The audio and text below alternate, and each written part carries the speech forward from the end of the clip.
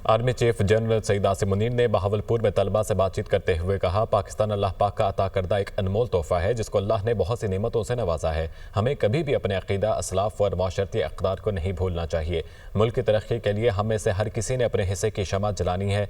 बिला वजह तनकीद के बजाय अपनी तवज्जो खुद की कारकर्दगी और फ़राइज़ पर मबजूर रखनी है।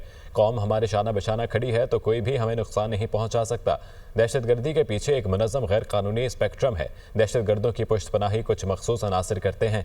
रियासत दहशतगर्दों पर हाथ डालती है तो इनके झूठे बयानियों की आवाज़ सुनाई देती है। Army chief general Syed Asim Munir Bahawalpur में तलबा से बातचीत कर रहे थे।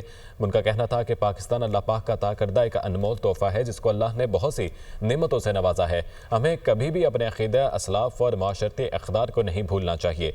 मुल्क की तरक्की के लिए हम में से हर किसी ने अपने हिस्से की शमात जलानी है। बिला वजह तनकीद के बजाय अपनी तवज्जो खुद की कारकर्दगी और फ़राइज़ पर मबजूल रखनी है।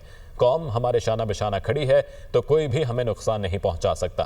दहशतगर्दी के पीछे एक मुनज़्ज़म गैर कानूनी स्पेक्ट्रम है। दहशतगर्दों की पुश्त पनाही कुछ मखसूस अनासर करते हैं। रियासत दहशतगर्दों पर हाथ डालती है तो इनके झूठे बयानियों की आवाज़ सुनाई देती है।